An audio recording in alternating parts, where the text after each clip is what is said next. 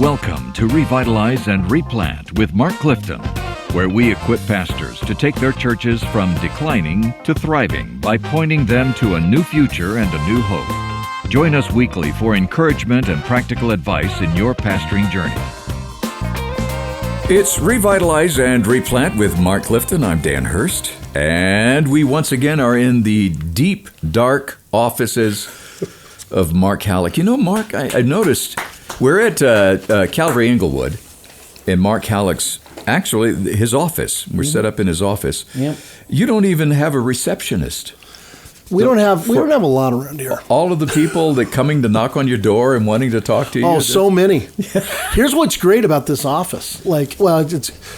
It's because I'm such a people person and I love being with people all the time. And so what's great about this is you could never find, most people don't even know my office is here. Right. Because it's literally an old closet. In the basement. Where I can actually get away. Right. Yeah. And focus and work. So it actually works really well. Right. There is actually an office suite upstairs. There is, yeah. But he's in a closet in the basement. Yeah. Our main offices are upstairs, and those are great. I said, just give me a little But there is closet. a running theme in this church that I've noticed.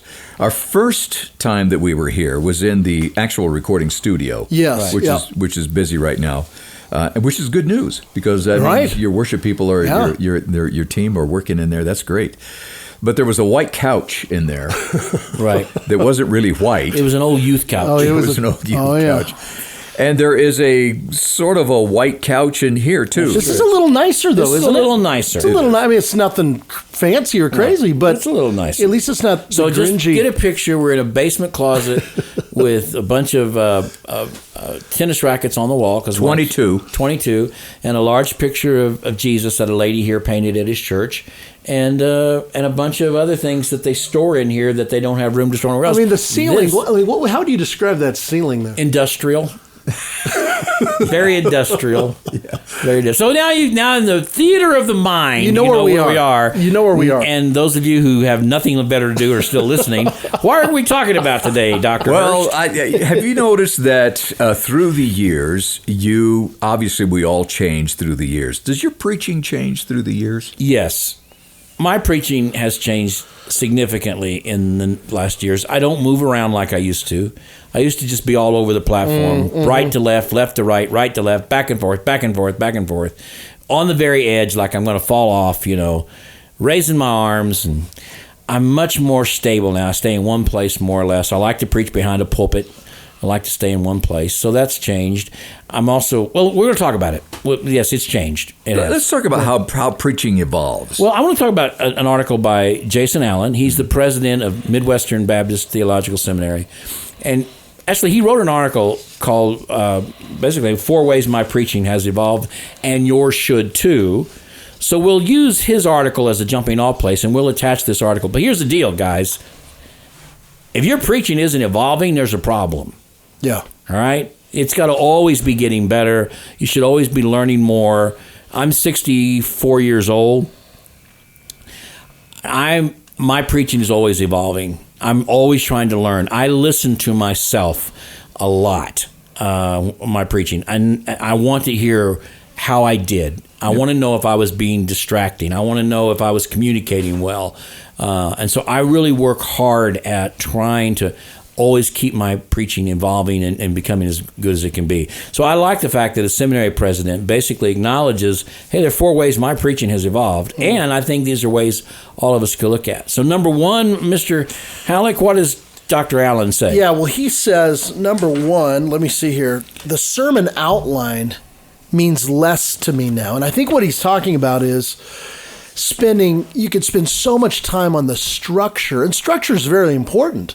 But I think what he talks about is how he would spend far more time working on the outline and the structure of the sermon than maybe really diving into the meaning of the text and really being saturated in the text itself. Exactly. I found that when I structure sermon now, it is almost the structure is almost identical to the previous messages. Now, it used to be I'd be all over the place, but now I have a system that works for me, and it's evolved to the point where I already know how I'm going to do the exegesis on this and how I'm going to get from this point to this point. It's already, even before I sit down to work on a sermon, I know exactly where I'm going. And I think that's the evolving thing. It is. When I don't know if you remember when we were young. Do you remember when we were young? I do remember back yesterday when I was young. Yeah. Yes. It's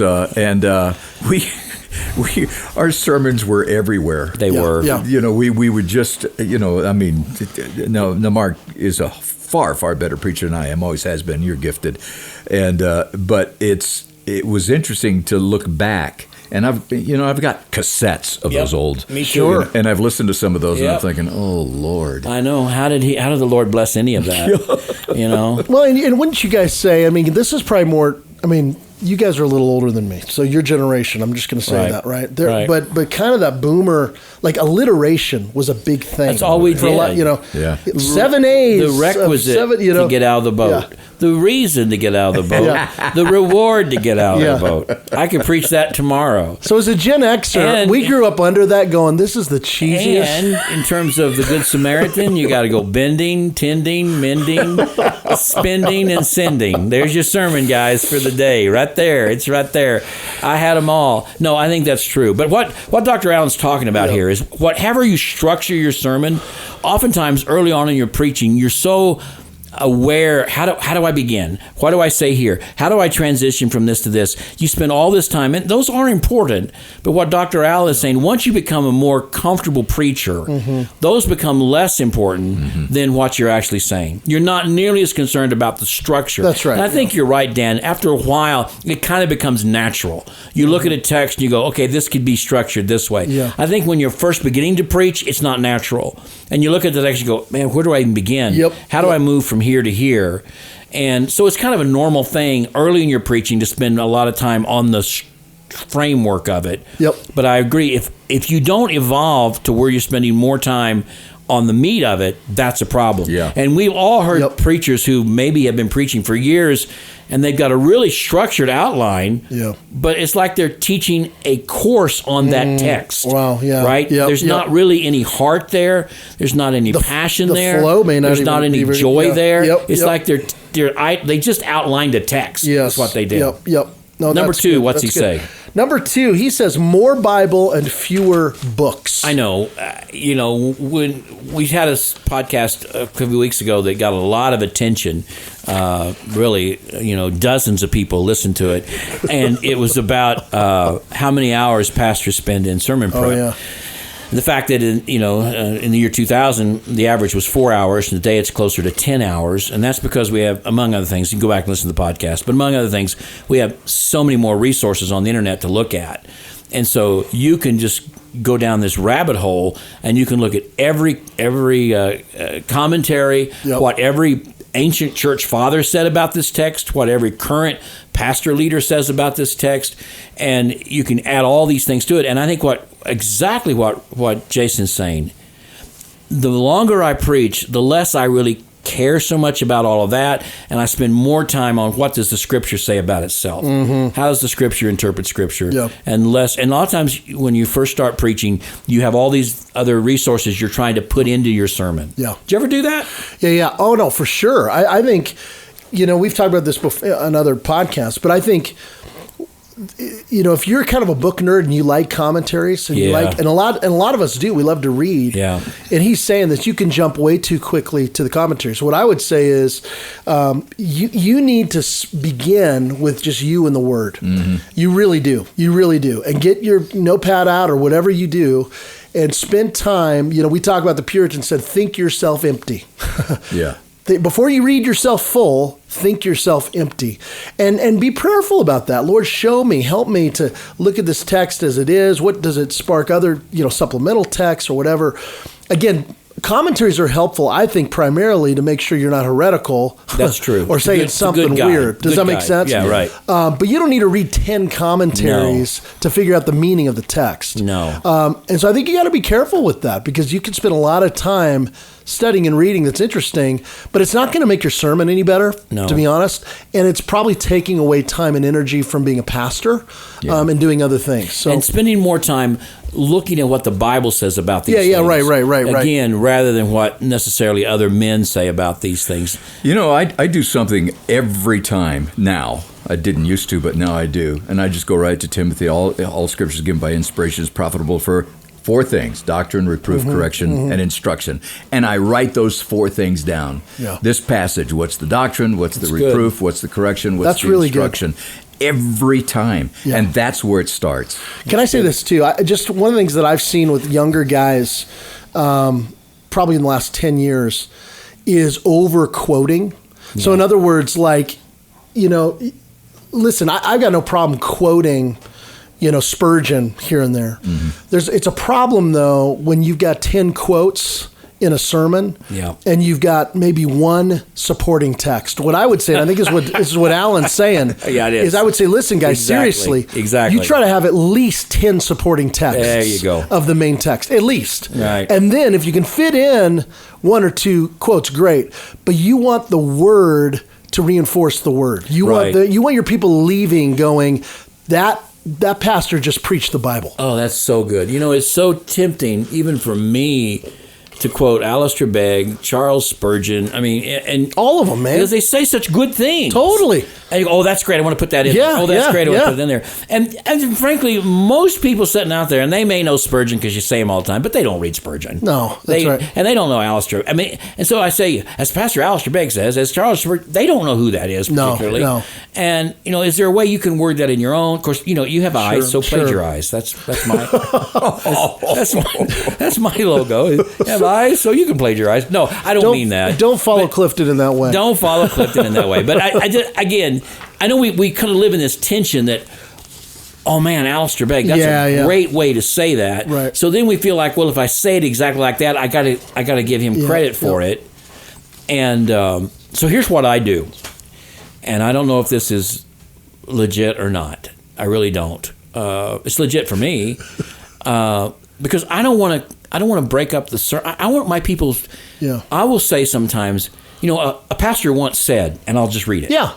I don't say Alistair Begg said it. It's not because I'm not trying to give Alistair Begg credit. It's because they don't know who Alistair Begg is. Yeah. And as soon as I say Alistair Begg, they may think, am I supposed to know who that is? Is that a saint? Is that a disciple? Is that a pastor? Does he go to this church? Yep. Frankly, I mean that. Yeah. And so if it's just a sentence or two and it's a great quote, and I don't want to act like it's my words, I'll just say, and a pastor once said da da da da da, and you move right on. Well, and I've heard you preach enough. Also, I think you're not necessarily verbatim sharing that. Like if you're reading a quote, that's one thing. Right. Mm-hmm. But if it's like, man, I heard this from a pastor. Yeah. You want to give credit, obviously, where credit's due. Yeah, but again, my point is this, and I think this is Alan's point. Saturate your sermon with more of the word. Absolutely. Win them to the word, not Charles Spurgeon quotes. Yeah. Does that make sense? That's what I would say. And I'm preaching myself. But if you were to ask me, one of the ways my preaching has evolved, that's one of them. But the question you have to ask is, when your sermon is over, what do they want to go read? Well, I know, that's true. Well, people who are listening to me that have heard me preach know, especially the congregations I preach to on a regular basis, there are times when I will read 2 or 3 paragraphs of Spurgeon as a close. I will say, and it's just me, I'm not telling you to do this, but I will say, no one could, I don't know if anyone could wrap this text up better than Pastor Spurgeon. And I often will say Pastor Spurgeon, that way these people will know, okay, it's some other pastor. Yeah. They're not, who's Spurgeon? Yeah. And what I'll take is I'll often take what he wrote and I will often update the language, because he still speaks in 19th century language from England, and some of the words don't translate. But I will rehearse that very, very well. So I'm not reading it. It's almost like It's almost like, I don't know. You're kind of re-preaching it almost. I'm re-preaching it. Thank you. Yeah. I'm re-preaching it. Yeah. That's exactly what I do. Yep. I re-preach it. I don't read it. I re-preach it. Yep. But it is almost word for word. So there are times, for example, there's a sermon I preached on the death of Moses. And I just can't sum it up the way he did. It just can't get any better than that. Totally, exactly. And so I just say, as Pastor Spurgeon said, and then I re-preach Yes. it. Yep. That's a good way of putting it. Yep. But yeah, I would agree. Number one, less work about the outline and the structure, more emphasis on the content. Number two, less books and more Bible. Yep. Number three, this is a really good one. Okay, fewer personal and family illustrations. Well, let's just start with the word illustration. Yeah. Talk to me, Mark, about fewer illustrations. Yeah, boy, this is for me another way I would say my own preaching has evolved. I think illustrations can be very helpful. There's no question about it. I think a lot of pastors, and I'd say younger pastors, overuse illustrations. I'm not kidding. I have heard sermons in the last 10 years where I bet 70% of the sermon was illustrations, stories, whatever. Very little text, very little exhortation, very little application. Tons of stories and illustrations. Well, what do people leave with? What a story. Yeah, really. What a story. So I think actually I would say you want to minimize, if you're going to use illustrations, one, they better be really helpful. Yeah. Don't just be like, man, I need more illustrations because that's what so-and-so says. No, I don't believe that. They need the Bible and they need Jesus. Right. And if illustrations can help, that's also why we've talked about this before. I would advocate using word pictures. Word pictures tend to be short, pithy images that don't take 5 minutes of your sermon. What's a word picture? So a word picture, and Spurgeon and the Puritans were brilliant. So it's think about a point you're trying to make, and it's saying it's like this. Oh, I see what you mean. Do you see what I mean? That's what I mean by a word picture. So it's comparing. Yeah. You actually use word pictures a lot, which is great. Right. Jesus used word pictures a lot. It's like a mustard seed. It's like it's like a power punch that takes home that point. And I am the vine, and you are the branches. Mm-hmm. You're like branches, right? And I'm the vine. And apart from me, think about that branch. You can't do anything.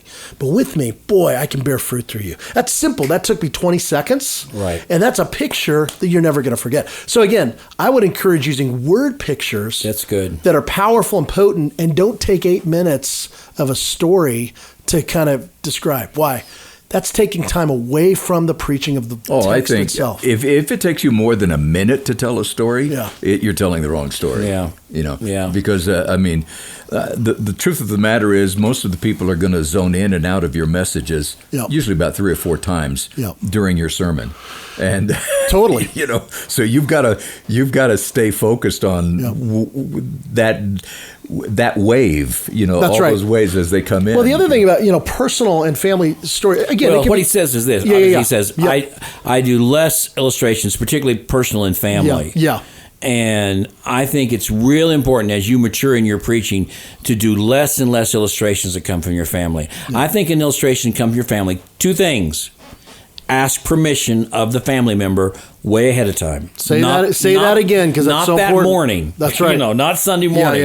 Yeah. But way ahead of time. Now, I say this because there have been many times I have not done it. Mm-hmm. And I'll be preaching, and something will come to my mind as an illustration from my own family, and I'll want to put it in. And there have been times I have put it in, and I shouldn't have.